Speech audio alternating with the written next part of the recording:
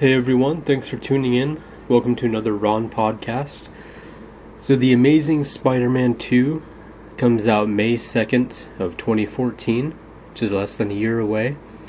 Marc Webb is returning to direct. I was kind of hesitant about talking about this movie. Number one, because their online social network, it seems really massive because they're on Twitter, they're on Facebook, YouTube, all the updates and information, and I wasn't sure if I could really offer much that hasn't already been put out there. And second, kind of worried about this movie. I know it's early on, but there's talk about them having several villains in the movie, but I'll get to that in just a bit. But The Amazing Spider-Man is a great movie. Very surprised. I was still bitter about Spider-Man 3, and of course Raimi since then has said that he wasn't happy with the way the film turned out, but what can you do?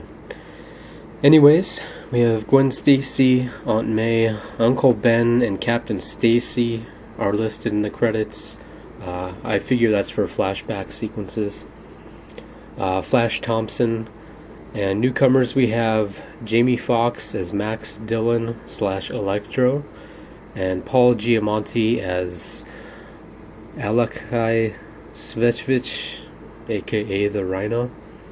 I'm pretty sure I'm pronouncing his name wrong, so we'll just call him the Rhino for now. We have Norman and Harry Osborn, which we actually didn't see in The Amazing Spider-Man. We saw Oscorp, of course, with Connors, but I'm glad we get to see them in this movie. Not sure if they're going to be turning evil, turning bad in this movie. Maybe they'll be teased, but we'll see. That was one of the concerns. You already have Electro and the Rhino. It's like, that's plenty. Electro won't be wearing the classic costume from the comics, but rather it's based on the Ultimate version. So no green or yellow.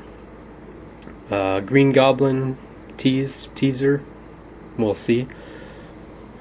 Shailene Woodley shot all of her scenes for the Mary Jane role, but they were cut. It sounds like they're either saving them for the third movie, or they may be recasting. They showed a photo of her, and she just didn't look the part. It's kind of hard to explain. You maybe just think of Mary Jane from the original movies, and she looks, nothing like her. Maybe it was the outfit, the hair, who knows. But, that's what they do these days. They'll put out images, videos, kind of get an audience reaction, figure out if something is going to work or not. Andrew Garfield, his gay comment, big controversy about it, but at Comic-Con he said that Spider-Man, basically what he's saying is that Spider-Man stands for everyone. But it's not likely that we'll see Peter Parker or Spidey, go that route in future installments.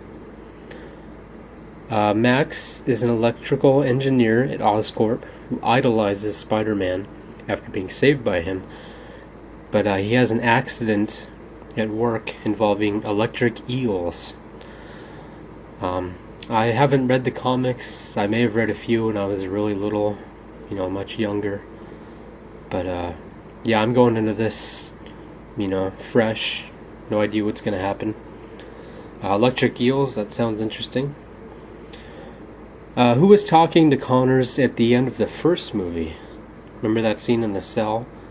I'm interested if they're gonna... I figure they'll address that, since it's a direct sequel, same director. But I'm curious. I think you mentioned, did you tell the boy about his parents? Something like that.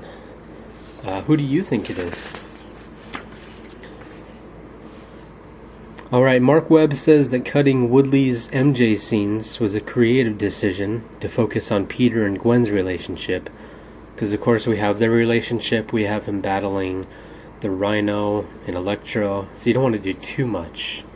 But I think that sounds good. That way in the third movie, we'll meet Mary Jane.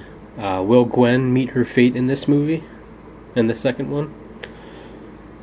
Some great news, Hans Zimmer will be composing the movie. I can't remember who scored the first one. I don't recall any music pieces that really stood out. But sometimes they fit the movie so well it just all blends together, and you don't want to listen to the music separate from the movie. The Amazing Spider-Man 3 already has a release date, June 10th, 2016. And The Amazing Spider-Man 4, May 4th, 2018. Now, you remember a couple years ago, maybe even 4 years ago, they talked about Spider-Man 4 and 5, for Sam Raimi to direct. They're going to do them back-to-back. They were so sure of 3, but that ended up not happening. He couldn't finish the script in time, and the studio, they were already planning a reboot, and Raimi just said go ahead with it. I read that earlier. So announcing 2 sequels, The Amazing Spider-Man was really good. This one, it's like, shouldn't we just wait and see how this one does? Because you never know with any movie how it's going to do. Look what happened to Lone Ranger. $250 million. And the money it made, people can call that a lot of money. Like $40 million is a lot of money. But not when you spent $250. And that was kind of not even a reboot. It was like an origin story.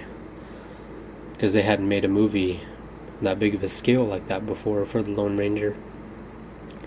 So yeah, you just can't tell. So I think announcing the release dates for 3 and 4 is kind of a risk.